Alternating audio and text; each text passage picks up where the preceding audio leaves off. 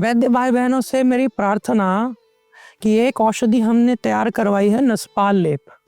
ये आपको मैं बता दूं कि नाभि पे पूरा इस तरह से लेप किया जाता है इसका, जैसे आप मेहंदी घोलते हैं और वो ताजे पानी में घोलते हैं, लेकिन इसको आप 1-2 चम्मच की मात्रा में लेकर उष्ण जल में घोलें, या फिर इसको ताजे पानी में घोल कर पेस्ट बनाकर गाढ़ी सी थोड़ा गैस पर रखकर थोड़ा गर्म कर लें, इतना गर्म कि सहने योग्य हो, तो फिर इसको लगाइए। गर्म करने से थोड़ा उसका तत्काल प्रभाव, जो औषधियां हैं वो उष्ण जब होकर लगेंगी, अपना सार तत्व ज़्यादा जो है वो बाहर छोड़ेंगी, वो ज़्यादा काम करेंगी, एक तरह से एक्टिवेट करने की तरीका है। तो आप समझते होंगे कि जब हम कोई वात रोगी को औषध देते हैं तो थोड़ी उष्ण प्रभाव वाली उष्ण होती है, साथ ही साथ उसको उष्ण करते भी हैं, जल के साथ, उष्ण जल के साथ अनुपान देते हैं। ऐसे ही लगाते वक्त उसको गर्म करवा लें। तो ये क्या है कि ये धरण में काम आएगी।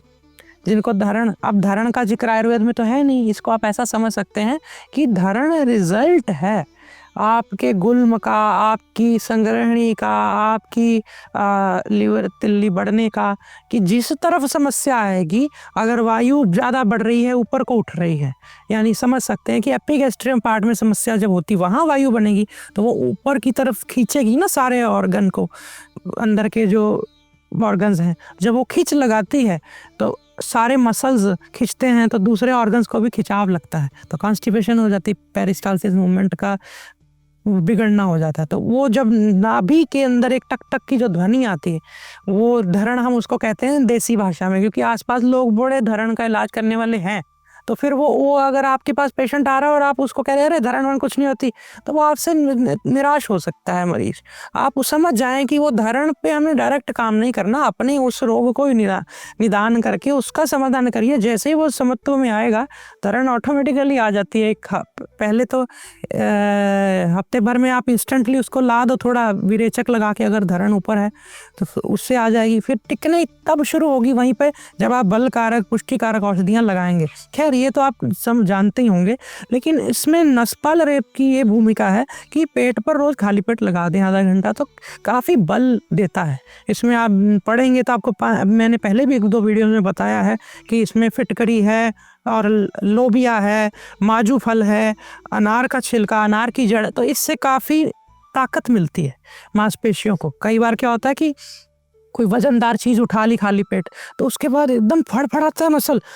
मॉडर्न मेडिकल साइंस में इसको इतना जल्दी नहीं कर पाएंगे, वो मसल रिलैक्सेंट, नर्व रिलैक्सेंट बहुत देते हैं, लेकिन वो साफ दिखता है कई बार, जैसे पेट उसका फड़फड़ा ठक ठक करके, वो खुद दर्द होती, चीखता है मरीज, तो उसमें भी नाभि पे लगवाएं। ऐसे ही जब हम देखते हैं कि कोई व्यक्ति के स्तनों से दूध निकल रहा, महिलाओं के खासकर, पुरुषों के भी होता है कई बार, तो वो जो प्रोलैक्टिन बढ़ता है, जो बढ़ता है, जो भी उसके पीछे कारक है, उसकी औषध तो आप लगाते ही हैं। उसके लिए तो आप उसके प्रदर रोग को शांत करने के लिए औषध तो देते ही हैं। कई बार मैंने देखा कि वो बड़े बड़े चिकित्सालयों तक मॉडर्न पैथोलॉजी के टेस्ट करा लिए, उसमें भी सब कुछ नॉर्मल आया, या फिर बहुत सारे आजकल की मॉडर्न जो चिकित्सा पद्धति है एलोपैथ, उससे भी उन्होंने बहुत ट्रीटमेंट्स लिए, सब कुछ नॉर्मल होने के बाद भी वो स्तनों से दूध बंद नहीं हो रहा। तो मैंने एक पेशेंट के खुद ऐसे बोला कि इसको लगाएं, तो वो लगाया जब उसने स्तनों पे, महिला ने, तो आकर मुझे वो कुछ महीनों बाद मिलती हैं तो बोलती है मेरा ठीक हो गया था इससे। मैं आपको बताने आई हूँ कि चलो कम से कम आप ये चीज़ आपको पता हो तो दूसरों का भी भला होगा। तो मैंने कहा जी बहुत धन्यवाद आपका, मुझे आकर बताया, क्योंकि हम पेशेंटों से भी सीखते हैं, फील्ड में रह के ज़्यादा सीखता है ना व्यक्ति, तो लोगों से। तो मेरे डॉक्टर्स भी बताते हैं मुझे कि हम जिसको भी देते हैं, ठीक है कि जो औषध अंदर खाने से जो लाभ होना है परमानेंट, तो वो नहीं है, तत्कालिक बहुत आराम रहता है। जो पेशेंट तड़फता है दर्द से, गुल्म से, गोला वायु का यहाँ अटका है, ब्लोटिंग हो गई पेट पे वायु की, जल की, तो उसमें भी काम कर रहा है।